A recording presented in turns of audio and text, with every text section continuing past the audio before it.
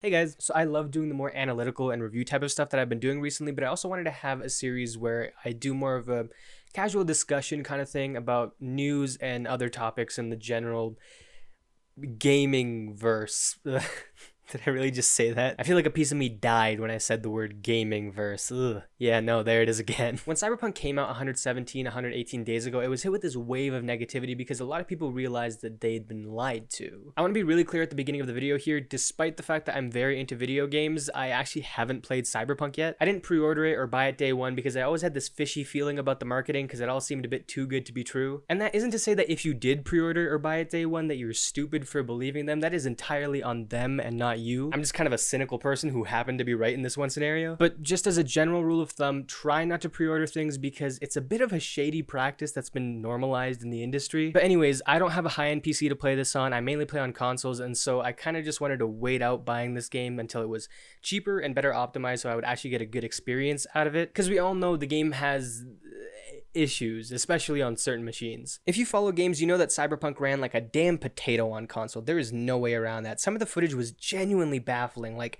I know Cyberpunk being delayed was a meme and everything, but how could you possibly think that releasing a game in this state would do anything but ruin your good name in the eyes of your fan base? The game ran a lot better on PC. I mean, people were still reporting a ton of bugs and crashes and everything, but at least when it was working, it looked nice, and people with high-end rigs did seem to be the ones that were most content with the end product. Still, you could tell the game was undeniably broken for a lot of people just by looking at it, and by most reports, it was literally unplayable on consoles most of the time. Because of that fact, Sony decided to pull this game from their store. This is a game that was maybe the most anticipated game of the past 5, 6, 7 years, and on top of that, it was one of the most pre-ordered games of all time. It was in such a rough state that Sony literally took it off of its entire store, and they haven't put it back since. Except that's not actually the whole story, right? Like, Sony's not just gonna take something off of their store because it's just bad. I mean, if that was the case, then why is Life of Black Tiger just chilling on there somewhere? After launch, there were reports coming out that Cyberpunk actually didn't meet the standards for the Microsoft and PlayStation stores like a week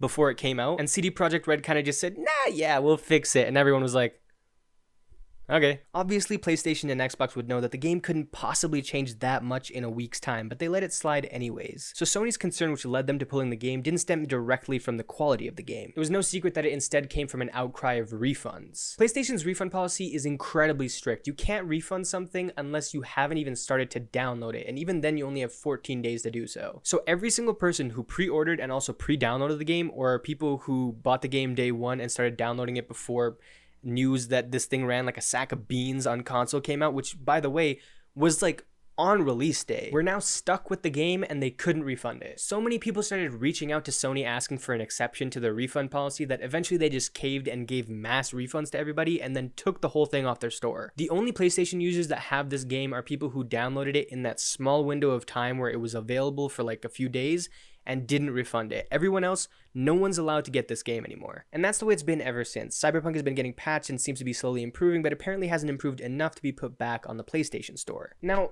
I have a bit of a problem with this. Personally, I actually still wouldn't buy Cyberpunk even after this patch because I've been keeping up to date on it, and even though it fixes a few things, I know I'd still get frustrated enough with the issues that are there that I just wouldn't have an ideal experience. So my problem actually doesn't come from the fact that I personally want to play this game. Hell, I have an Xbox, I could just buy it on that. I'm choosing not to do so. But this is more of an issue I have in terms of consumer choice when it comes to all platform users instead of just me. I feel like this game, which is not exclusive and PlayStation users were fully expecting to be able to play this, shouldn't be withheld from those users. As much as I saw people complaining about the way the game ran on PlayStation, I also saw a few people here and there saying, yeah, the game crashed on me a handful of times, but I still enjoyed it. And that's allowed. Look, CD Projekt Red doesn't get a pass for making a broken game just because a few people enjoyed it, but they should still be allowed to enjoy it. They should have the option to be able to enjoy that product. And again, this is different from exclusivity because people were told that they would be able to enjoy it and then the option was taken away from them entirely. Even after multiple patches, which again, yes, they don't fix everything, but they might fix enough for some people to say, you know what?